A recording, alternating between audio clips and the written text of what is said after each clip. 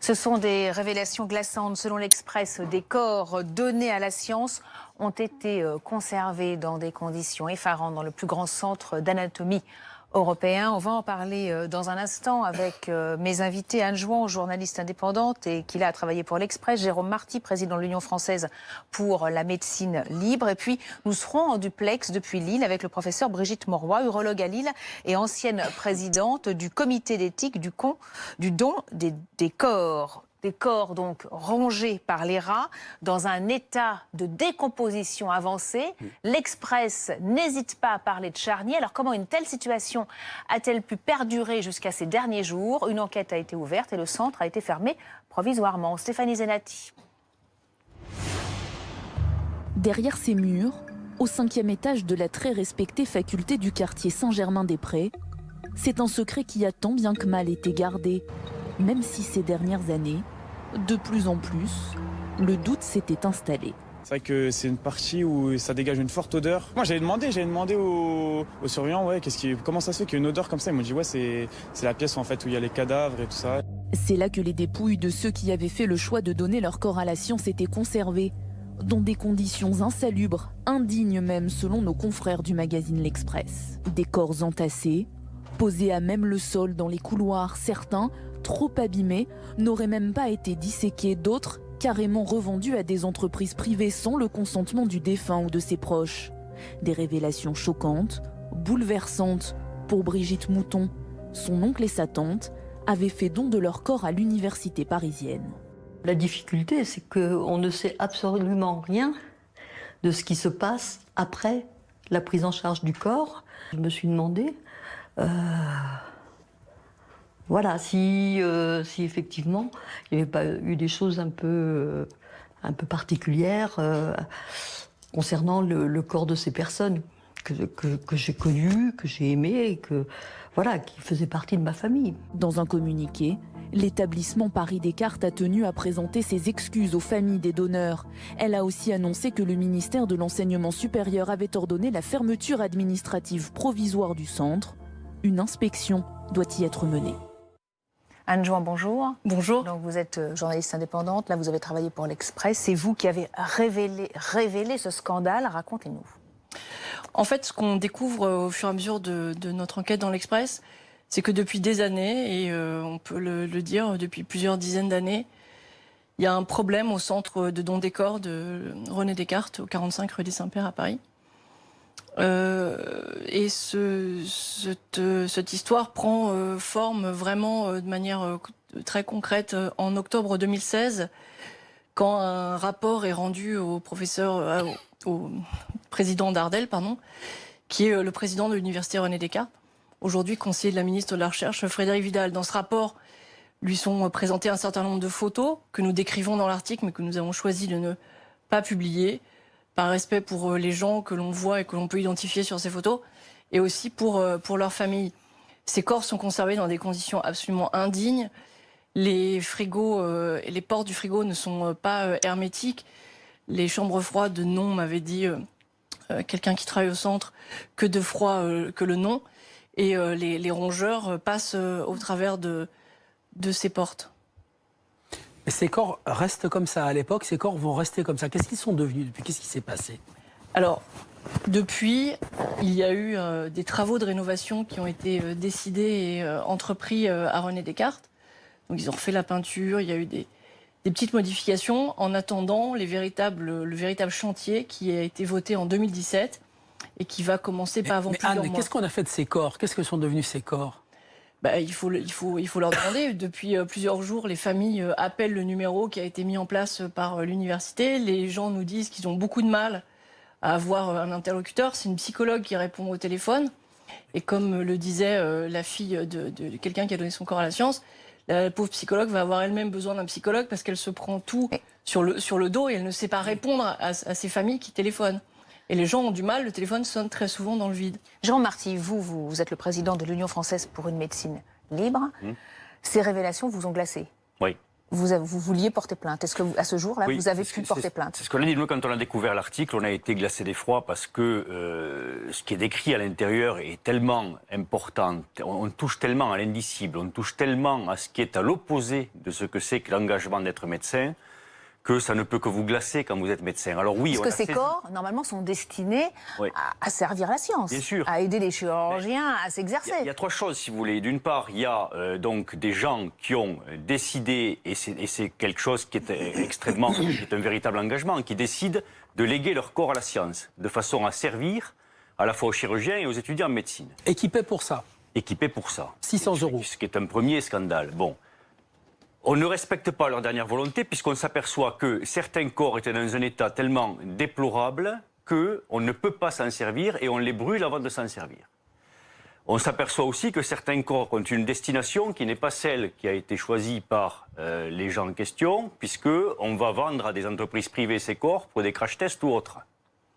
Et puis on monnaie aussi ces corps, soit entièrement, soit en morceaux, aux chirurgiens, etc. Troisième scandale. Et puis on fait aussi, je termine rapidement, on fait aussi travailler les gens dans une espèce de cloaque, dans le plus grand danger, sans rien pour nettoyer, sans rien. Donc ce scandale est très important. Qu'est-ce qu'on a fait nous donc? On a saisi l'ordre des médecins, on lui a demandé s'il pensait qu'au vu des articles de notre code déontologique qui étaient bafoués, à savoir le 2, le 3, le 31, s'il comptait attaquer, auquel cas nous nous porterions à leur côté dans cette plainte-là. On va... Oui, une On est bien question. d'accord, c'est impossible que personne ne soit au courant de la présence de ces corps dans cet endroit-là et dans cet état-là. Alors, ce qui est intéressant de comprendre, c'est que comme cette situation dure depuis des années, non seulement des alertes ont été dès 2016, vous le dites dans votre article. Oui, alors 2016, c'est vraiment la queue de la comète de l'histoire, hein, mais les alertes sont données et tout le monde savait, je répète, que le président de l'université s'appelait Frédéric Dardel, qu'il est aujourd'hui conseiller de la ministre de la Recherche. Non, mais ça quand vous dites tout le monde savait, les médecins de l'université savaient? Alors, du centre? Les présidents d'université le savaient, et puis, du moins, Frédéric Dardel, il en est informé au moins en 2016, mais aussi les gens qui dirigeaient ce centre. Et je pense à quelqu'un que vous avez présenté il y a quelques jours comme lanceur d'alerte, entre guillemets, le professeur Guy Valencien, qui a dirigé ce centre de 2004 à 2014 et qui était parfaitement au courant de la situation. Ce sont des gens qui ont leur bureau au 5e étage, tout près des chambres froides. Ils savent très bien ce qu'il y a à l'intérieur. Comment est-ce qu'ils peuvent laisser passer un truc pareil? C'est à eux. On va poser la question justement à Brigitte Mauroy, qui est urologue, ancienne présidente du comité d'éthique du centre du don des corps, donc de l'université Paris-Descartes. Bonjour professeur, merci d'être avec nous. Alors vous, bonjour. Quand avez-vous eu vent de l'affaire, puisqu'on dit que tout le monde savait et bien avant 2016?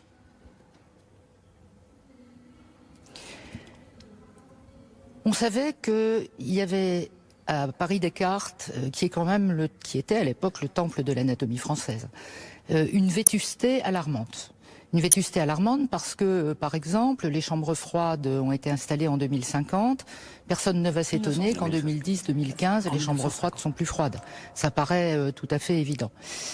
Quand je suis amenée à constater les faits, on est en février 2015.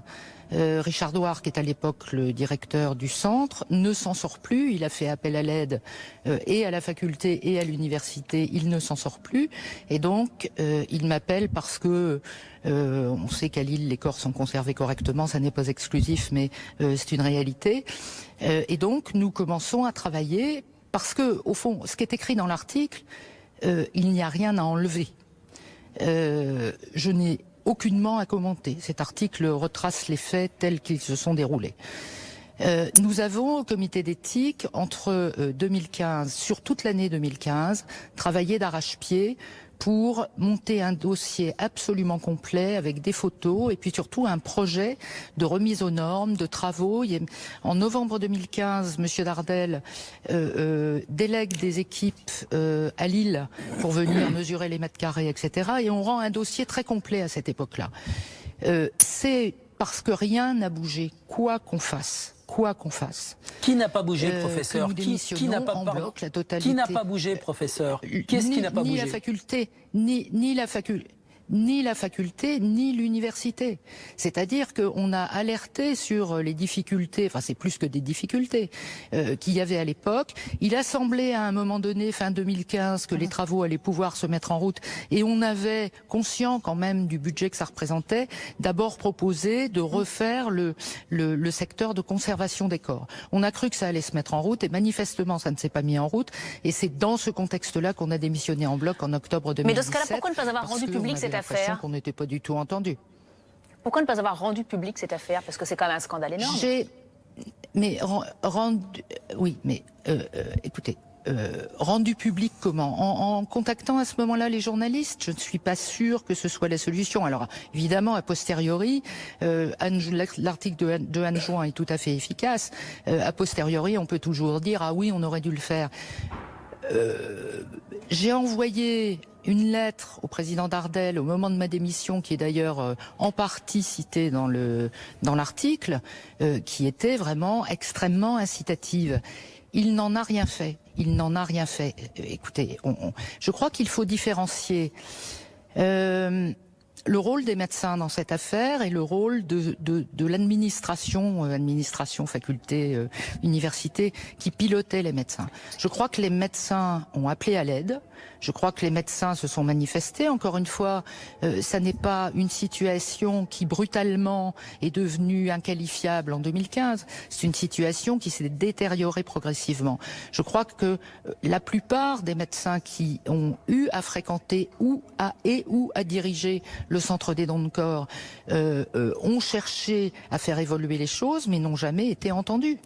Brigitte Mauroy, Anne Join va vous poser une question. Oui. Oui. Moi, c'était juste une réponse à ce que vous disiez. L'Université Paris-Descartes a été présidée de 2007 à 2011 par le professeur Axel Kahn. Axel Kahn, le monsieur éthique en France, qui a fait partie pendant des années du Comité national consultatif d'éthique. Pas celui du Centre du don des corps, il ne faut pas confondre, mais le Comité national d'éthique. Quand le professeur Lude, qui est le nouveau conseiller scientifique du Centre don Descartes Paris-Descartes, prend en tête ce comité scientifique, il déjeune avec Axel Kahn dans un restaurant de l'Odéon et il lui fait part de plusieurs problèmes, à savoir la tarification des corps, le démembrement. Et Axel Kahn, donc c'était il y a 14 mois, lui conseille de saisir le Comité national d'éthique. Le professeur Lude ne le fait pas parce qu'il lui faut l'aval de l'université, etc. Mais Axel Kahn ne le fait pas non plus. Je veux dire, finalement, tout le monde va se rejeter la responsabilité, mais personne ne fait rien. Personne n'a fait un article 40 qui est... dénoncer une situation... Dénoncer une situation au procureur de la République, personne ne le fait. Donc, je veux dire, pendant longtemps, la situation perdure parce que personne ne se bouge. Brigitte Mauroy fait effectivement une lettre de démission assez carabinée. Le président Dardel ne la rend évidemment pas publique. On cite jamais ses sources, mais est-ce que la personne qui vous met sur cette enquête est quelqu'un qui a envie que cette situation cesse? En fait, cette enquête, elle est possible parce que les choses se passent en deux moments. Il y a plusieurs années, j'étais encore au Figaro, un chirurgien m'appelle un jour complètement choqué parce que il apprend qu'au centre de don des corps, au centre de don des corps de Descartes, les corps sont vendus notamment à l'industrie. Il est scandalisé, il veut que l'affaire sorte et puis au moment de sortir l'affaire, comme souvent, la source se déballonne et rien ne se passe. Et il y a plusieurs mois, on me reparle de cette histoire. Je voudrais intervenir. Brigitte Mauroy, vous allez intervenir dans un moment. Juste, je laisse la parole à Jérôme Marty. Ensuite, vous pourrez réagir. Vous inquiétez pas, vous restez bien avec nous. Juste, là, on a l'impression que c'est les pouvoirs publics qui sont en cause dans cette histoire. Non, mais il y a les deux. Il y a d'abord, l'affaire a duré pendant des années et des années. Il y a une chaîne de responsabilité qui est une chaîne de responsabilité médico-administrative. Il y a à la fois des médecins et de l'administration. Pour que vos auditeurs comprennent bien, dans les articles du Code de déontologie, il y a des articles qui sont très généraux, et en particulier l'article 2. Que dit l'article 2 ? L'article 2 dit « Le médecin au service de l'individu et de la santé publique exerce sa mission dans le respect de la vie humaine, de la personne et de sa dignité. Le respect dû à la personne ne cesse pas de s'imposer après la mort. » Ça veut dire que cette chose-là, qu'on apprend aux étudiants en deuxième année dès l'instant où ils rentrent dans une salle de dissection, la première chose qu'on leur apprend, c'est le respect qui continue après la mort et le respect qu'ils doivent avoir de la personne ou du corps qu'ils vont disséquer. Cela n'a pas été respecté par des médecins en charge de ce dossier, en charge du centre, parce qu'ils y sont restés pendant des années sans faire. On doit saluer le comportement du professeur Douar et du professeur Mauroy, qui eux ont alerté et qui eux ont démissionné. Mais d'autres personnes n'ont pas démissionné. Cette chose-là salit notre profession, salit l'anatomie française. Ça, c'est pas acceptable. On doit aussi dire à vos auditeurs très rapidement qu'il y a 28 centres de dons de corps en France, que dans les 27 autres, ça ne dysfonctionne pas. Ça se passe très bien, et que là, par contre, à Descartes, ça a dysfonctionné de façon extrêmement grave. Brigitte Mauroy, donc votre réaction à ces règles d'éthique élémentaires qui ont été bafouées.